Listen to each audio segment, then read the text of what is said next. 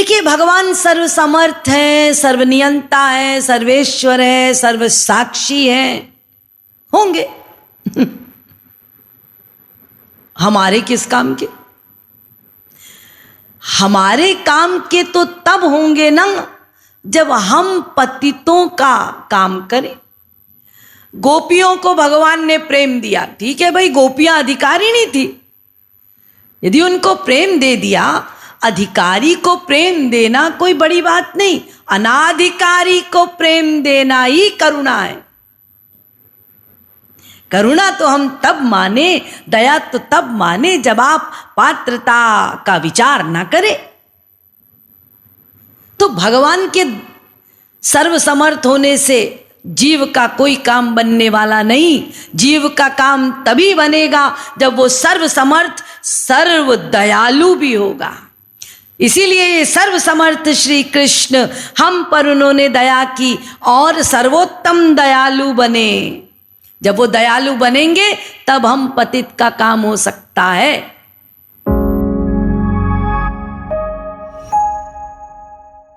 श्री कृष्ण सर्वोत्तम दयालु हैं।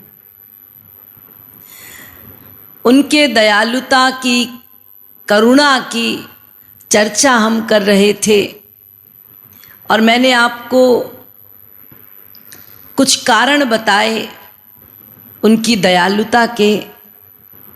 पहला, सृष्टि की संरचना, इस संसार को प्रकट करना। दूसरा, इसी संसार को प्रकट करके हम जीवों को प्रकट करना, ये उनकी दया। फिर हम जीवों के कर्मों का हिसाब किताब रखने के लिए स्वयं को प्रत्येक जीव के अंतःकरण में स्थित करना सनातन रूप से। इस जीव को एक सनातन तत्व मिला है, आत्मा, और उसके साथ साथ स्वयं को स्थित किया है उस परात्पर ब्रह्म ने परमात्मा स्वरूप में।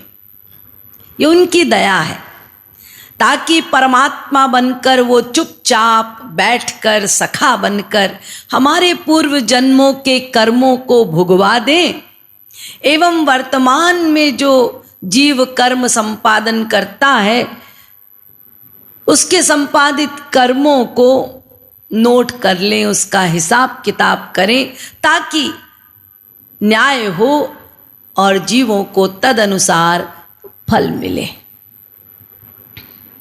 ये उनकी दया है। तो इस दया में उन्होंने दो प्रकार के जीव प्रकट किए हैं इस धरा पर।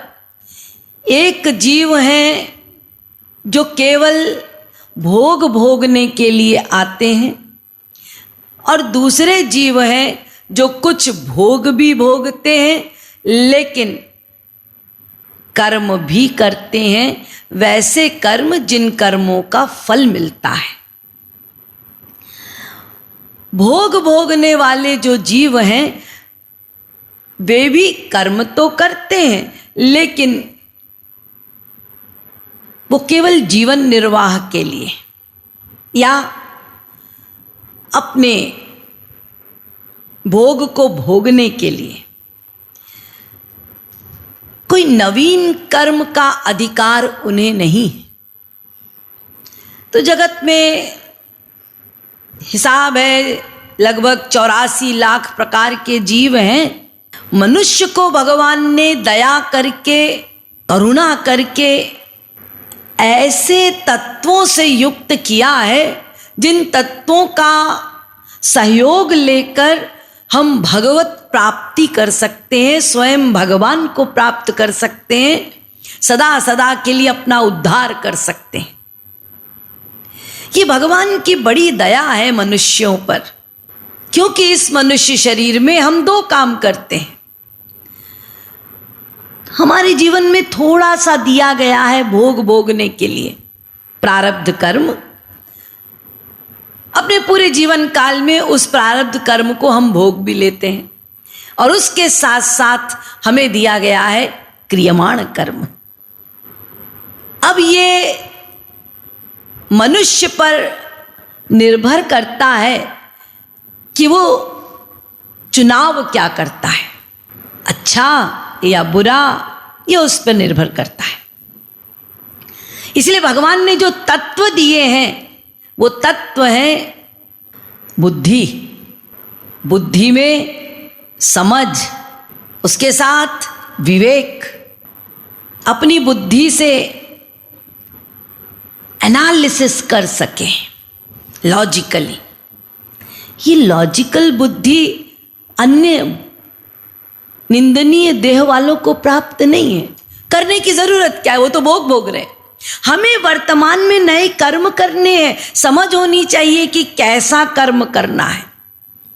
इसीलिए जो शास्त्र प्रकट किए, संत अवतार लेकर आए, तो शास्त्रों की वाणी, संतों की वाणी को समझने के लिए भगवान ने मनुष्य को वैसी ही बुद्धि प्रदान की।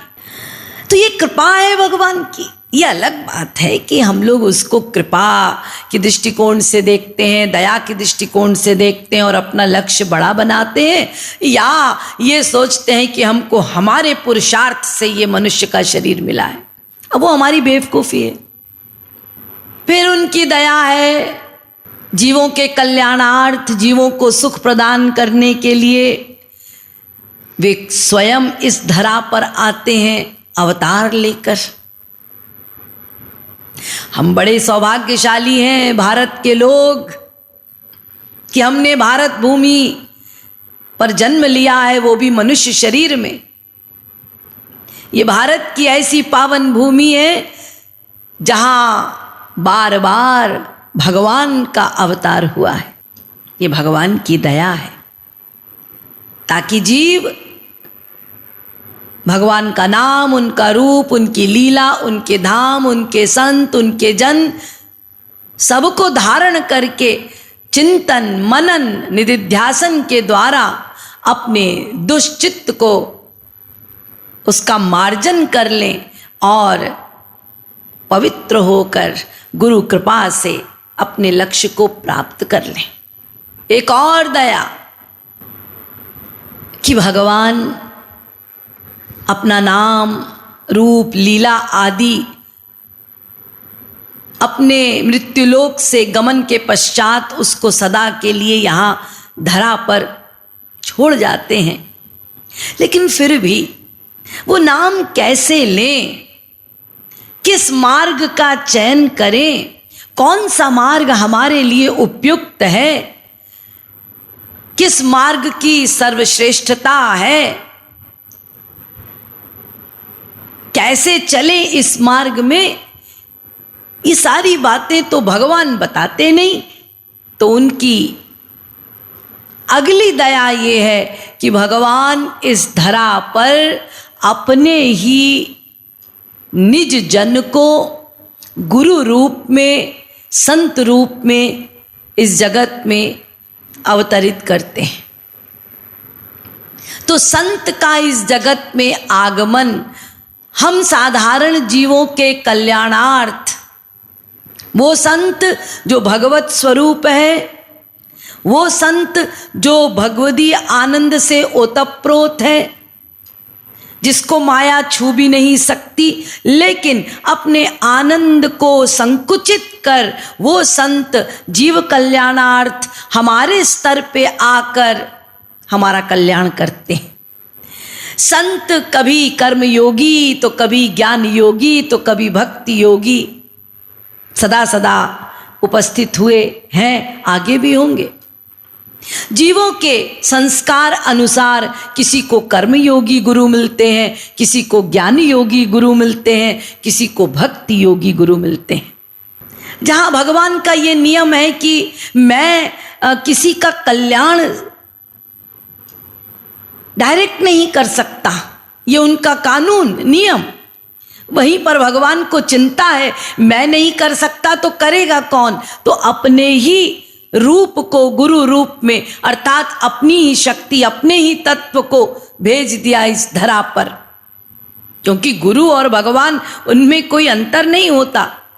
और गौर सुंदर का अवतार ऐसा दया का अवतार है ये कि बाकी जितने भगवान के अवतार हुए हैं उन अवतारों में भगवान ने वध किया है अस्त्र शस्त्र से, दुष्टों का, अधर्मियों का, साधुओं की रक्षा की, पुनः धर्म की स्थापना की। आप सब सुनते हैं भगवान के अवतार की ये सब बातें, लेकिन ये गौरांग अवतार ऐसा है जिस अवतार में गौरांग महाप्रभु ने किसी का संहार नहीं किया, अपितु दुष्टों का सुधार किया, उन्हें प्रेम दान दिया, उन्हें प्रेम से परिचित कराया। यह अंतर। अरे दुष्ट का वध कर देना कोई बड़ी बात नहीं है, लेकिन किसी दुष्ट का सुधार करके उसे भक्ति मार्ग में चलाना, भगवान के लिए उसके हृदय में प्रेम का स्फुरन कराना, उसके नेत्रों से प्रेमाश्रु बहाने में उसकी सहायता करना, ये कितनी बड़ी बात है। क्योंकि जिन दुष्टों का वध किया भगवान ने अपने अवतार काल में, मुझे बताइए क्या वे दुष्ट, चाहे वो रावण हो, कुंभकर्ण हो, दुर्योधन हो, जिन जिन का भी वध हुआ है, चाहे भगवान के द्वारा हो चाहे उनके जनों के द्वारा हो, कंस आदि का वध, माना कि ये जितनों का वध श्री कृष्ण ने या प्रभु राम ने किया, भगवान ने किया, वो उनको प्राप्त हुए, ठीक है, भगवान वध करेंगे, उनका कोप भी प्रेम ही है, भगवान की ही प्राप्ति होगी, वो ठीक है। लेकिन मैं पूछती हूं, क्या रावण को, क्या कंस को भगवान के अवतार काल में उनके अमृत नामावली का मधुर रस प्राप्त हुआ? क्या वो उनका नाम ले लेकर रोए कभी? क्या आंसू बहाए? क्या रसानुभूति हुई? क्या उनके चरणों में लोटपोट हुए? नहीं, वो सौभाग्य नहीं मिला। परंतु यही सौभाग्य दुष्टों को महाप्रभु जी ने अपने अवतार काल में दिया। ये कितनी बड़ी दया है कि दुष्टों का सुधार करना और सुधार करके उन्हें प्रेम देना, श्री कृष्ण प्रेम। जहां दुत्कारा जाए, जहां अपमानित किया जाए, लेकिन वो गुरु, वो संत, वो अवतारी, वो हमें पकड़े रहे। इसको कहते हैं कृपा अवतार। जब स्वयं श्री कृष्ण ब्रज प्रेम की स्थापना करने के लिए गुरु रूप में, भक्त रूप में इस धरा पर आते हैं और हम जैसे साधारण कलिमल ग्रसित जीवों का कल्याण करते हैं, ये सबसे बड़ी दया है श्री कृष्ण की।